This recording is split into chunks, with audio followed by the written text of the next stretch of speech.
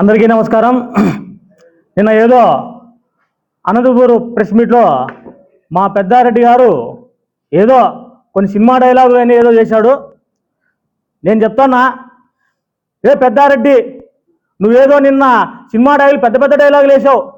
Kondareddy Burj అంటావు, Saptagiri circle అంటావు, కర్నూలు కోట అంటావు. ఇవన్నీ కావు.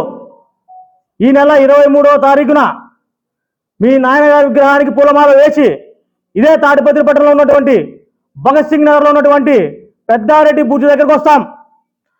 నీ మంది మార్పులను పిలుచుకో, నీ కొడుకును రప్పి, నీ అన్న కొడుకును రప్పి, మేమంతా నీ పెద్దారెడ్డి బుర్జ్ దగ్గరికి వస్తాం. అప్పుడు తేల్చుకుందాం. నువ్వేందో పెద్ద పెద్ద సినిమా డైలాగులు చెప్పావు కదా, తేల్చుకుందాం. ఇంకా నువ్వు కలెక్టర్కి ఏదో అర్జీలు ఇచ్చిన గురించి మాట్లాడినావు. అయ్యా, నువ్వు కలెక్టర్కి అర్జీ ఇచ్చిన తర్వాత మరుసటి రోజు మేము మా కౌన్సిల్ అందరం కలిసి ఇదే మీ నాయన విగ్రహానికి పూలమాల వేసి అక్కడే కూర్చొని మేము సమానం చెప్పాలని కోరాం. కానీ నువ్వు అర్జీ ఇచ్చేసినావు. అప్పటి నుండి పత్తా లేదు. ఇప్పటికూ దాని గురించి సమానం చెప్పుకోకుండా ఉన్నావు. ఇంకా నువ్వు ఎమ్మెల్యేగా ఉన్నప్పుడు మా చైర్మన్ జేసీ ప్రభాకర్ రెడ్డి గారు, మా కౌన్సిల్ సభ్యులు ఎన్నోసార్లు కలెక్టర్ గారికి అర్జీ ఇచ్చారు. కానీ దాని గురించి ఇప్పటి వరకు దాని గురించి సమాధానం లేదు.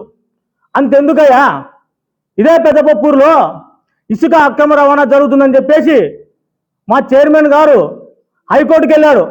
అయినా నువ్వు ఆ ఇసుక అక్రమ రవాణా ఆపలేదు. కంటెంట్ ఆఫ్ కోర్టుకు వెళ్ళాడు. అయినా నువ్వు ఇప్పటికీ ఆ కోర్టులో నడుస్తుంది, ఇప్పటికీ ఆపలేదు. సరే అని ఈ ఇసుక అక్రమ రవాణా గురించి ఆపాలని చెప్పేసి మా చైర్మన్ గారు పెద్దపప్పూరులో ధర్నాకు పోతే కూడా మా చైర్మన్ గారిని అడ్డుకొని ఊరంతా తిప్పి అక్రమంగా మా చైర్మన్ గారి పైన SC/ST అట్రాసిటీ కేసు పెట్టించావు. నువ్వు పెట్టలేదా?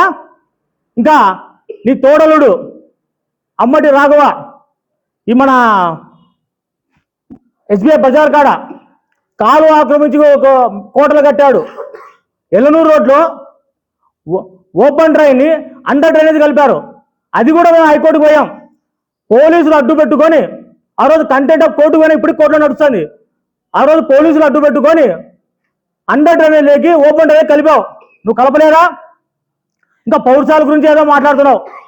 అయ్యా, దొంగలు పడ్డాక 6 నెలల కుక్కలు మురిగింది అన్నట్టు మా చైర్మన్ గారు ప్రెస్ మీట్ పెట్టిన తర్వాత 6 రోజులకి నువ్వు ఈరోజు ఎవరో నిన్ను పంపు కొట్టి లేపితే కనుక ఈరోజు వచ్చి ప్రెస్ మీట్ పెట్టి మాట్లాడుతున్నావు. నువ్వు ఆ పౌరసాల గురించి మాట్లాడేది పెద్దారెడ్డి.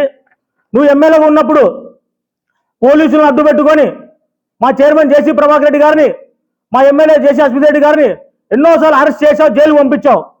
గుళ్ళకు పంపిణీలేదు, జాతరకు పంపించలేదు.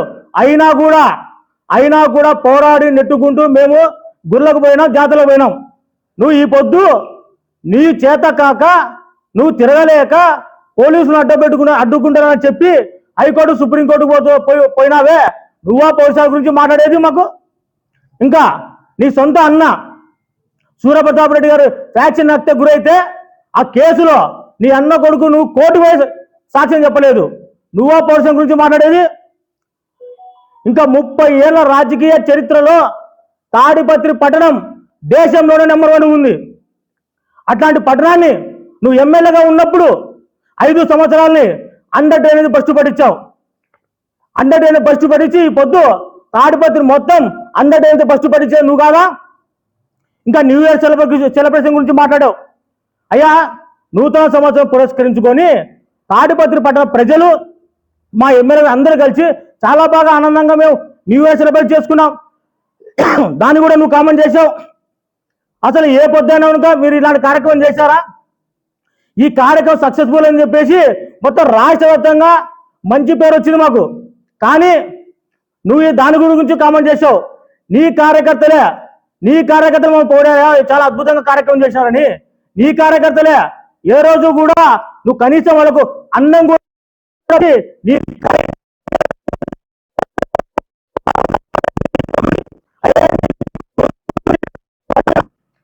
నీ కొడుకుల్ని తాడిపత్రి రమ్మని చెప్తున్నాం. నువ్వు ఏ రోజైనా నీ కొడుకులు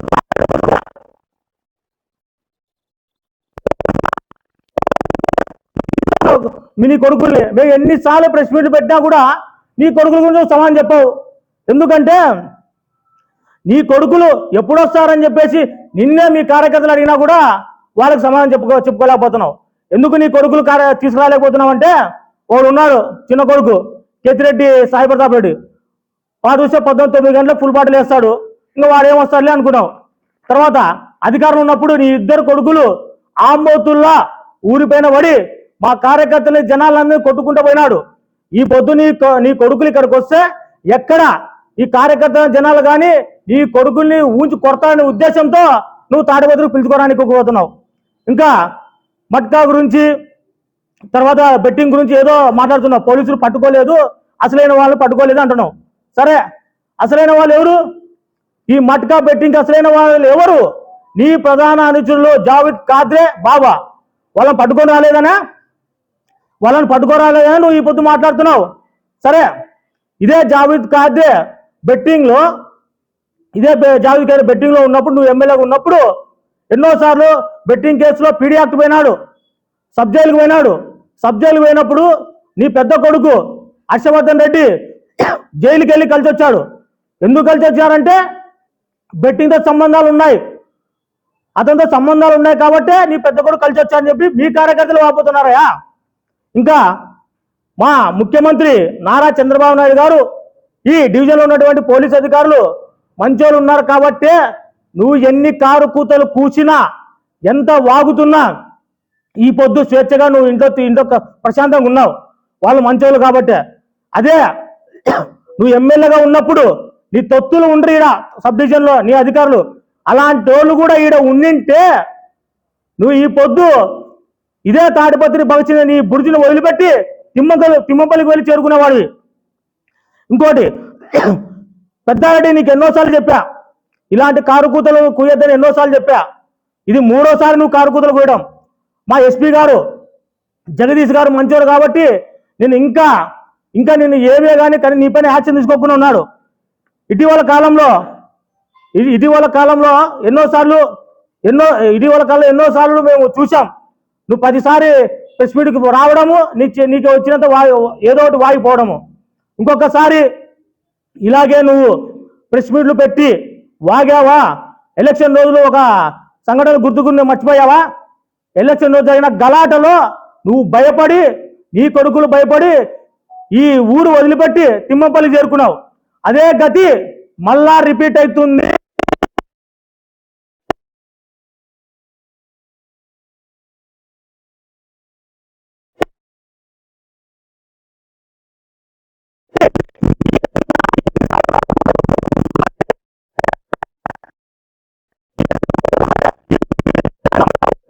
అవమాన పూరితంలో మాట్లాడుతున్నారే. ఇతని పైన ఏమైనా కానీ మీరు యాక్షన్ తీసుకుందా తీసుకోరా? ఒకటే మాట చెప్పండి. లేదా తీసుకోలేదంటే చెప్పండి. 22వ తారీఖున ఇతని పైన మీరు చర్యలు తీసుకోకపోతే 23వ తారీఖున మేము మా నియోజకవర్గంలో ఉన్న కార్యకర్తలు అందరం కలిసి ఈ పెద్దారెడ్డి ఇంటిని ముట్టడిస్తాం.